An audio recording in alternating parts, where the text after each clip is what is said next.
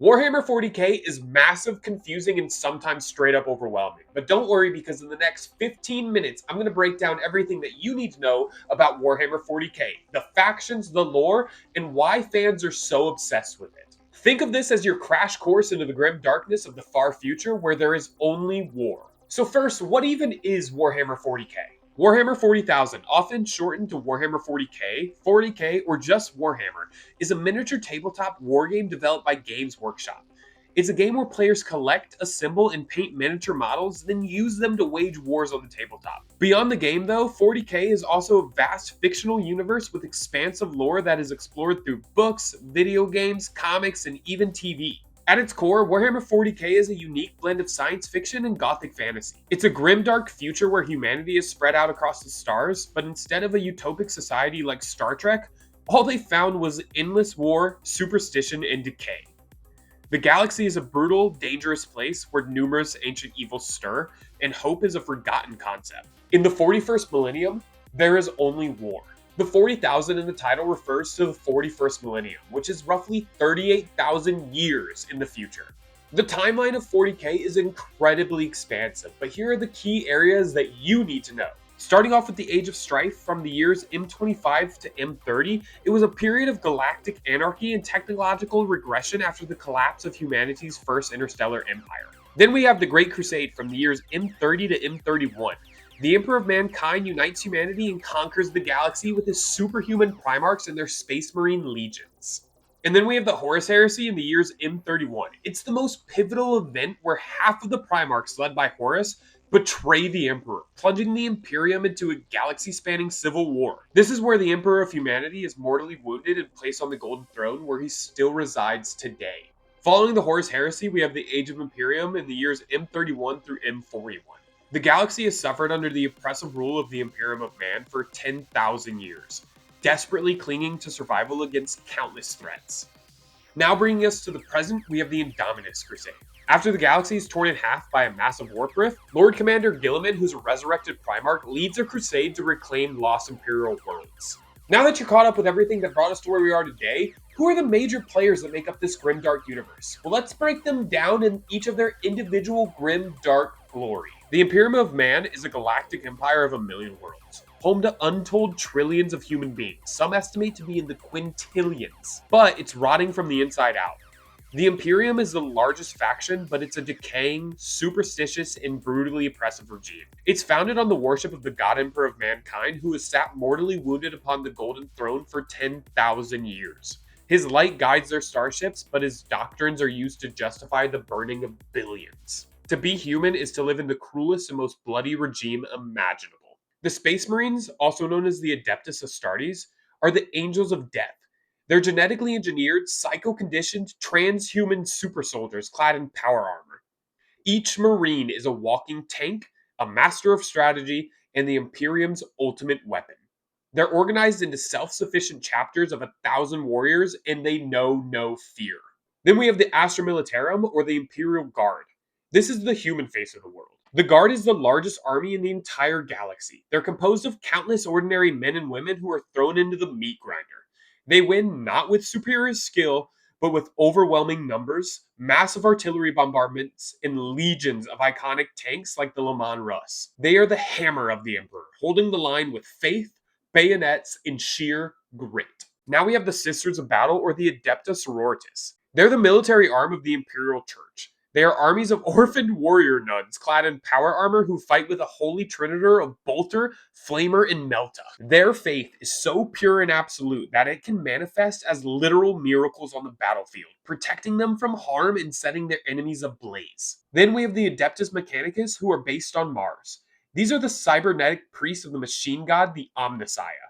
They have forgotten the science of innovation and instead worship technology as a religion. They maintain the Imperium's war machine through ritual, dogma, and by replacing their weak flesh with cold, hard steel. And lastly, we have the Inquisition. They're a secret police who can order entire worlds destroyed if they suspect chaos corruption. They're tasked with hunting down and destroying any threat to humanity, whether it comes from aliens, heretics, or demons. Their methods are absolute, and they will burn an entire world to save one system. Their motto: innocence proves nothing.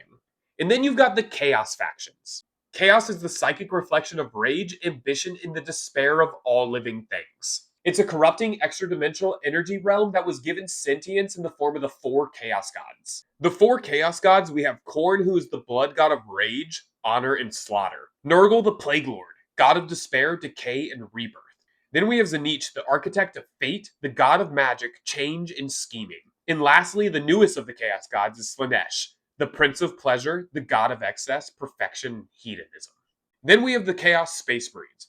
These are the dark mirror of the loyalist Space Marines. They're the original traitors from the Horus Heresy and those who have fallen since they have sold their souls to the Chaos Gods in exchange for power, immortality, and demonic gifts. They have nursed a 10,000-year grudge against the Imperium and seek to burn it to the ground.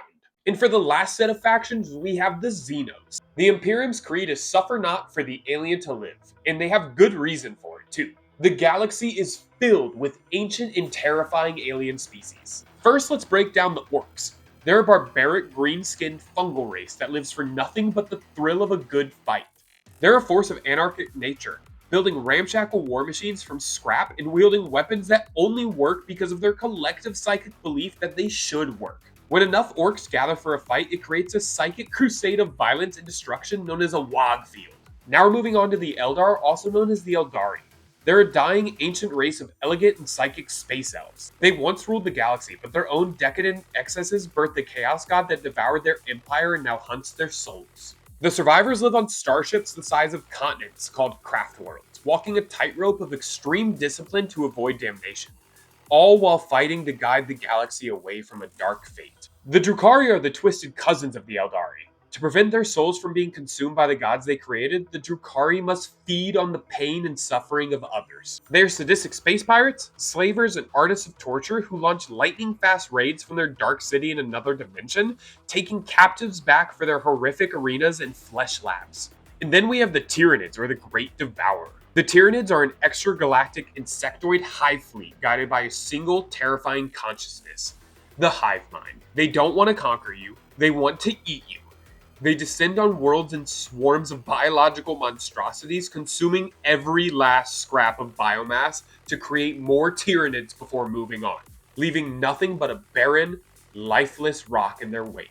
Now the Necrons. 60 million years ago, the Necrons were a mortal race who traded their souls for immortal robotic bodies. These ancient android skeletons are awakening from their stasis tombs across the galaxy, possessing technology that borders on magic and bodies that can self-repair from almost any wound.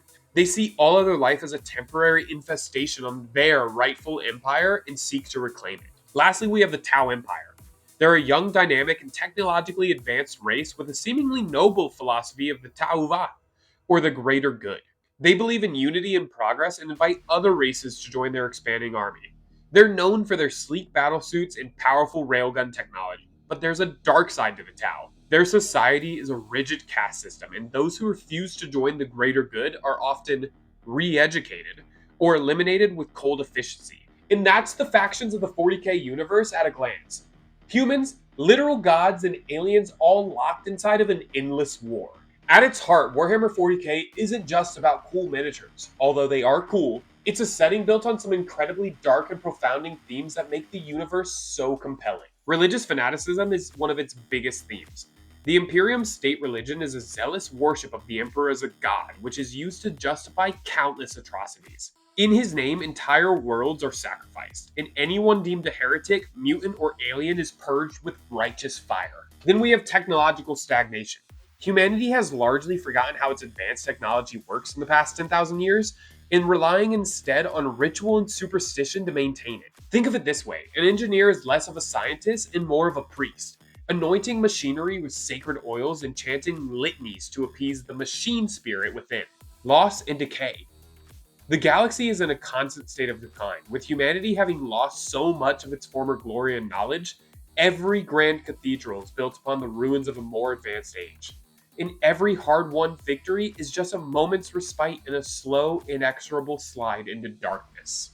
The futility of war. While war is constant, there's no true victory, only an endless, grinding struggle for survival. In the 41st millennium, peace isn't an option. Entire generations are born and raised for the sole purpose of fighting and dying for a cause that can never truly be won. Then we have the grim dark satire. Beneath all the seriousness, there's often a darkly humorous and satirical element that comments on real world issues. The sheer over the top scale of the military incompetence, the nightmarish bureaucracy, and the religious hypocrisy often serves as a bleak, funny parody of our own world's worst tendencies. It's a universe of endless conflict, ancient mysteries, and unyielding despair, but it's also one with rich lore and unforgettable characters. I hope this video was able to give you a solid foundation on the 41st Millennium. If you want me to dive deeper, I'll be covering specific factions, events, and weapons in future videos. Drop a comment telling me which one you want to see first. And if you like this crash course, don't forget to hit subscribe, because in the grim darkness of the far future, there is only more to learn.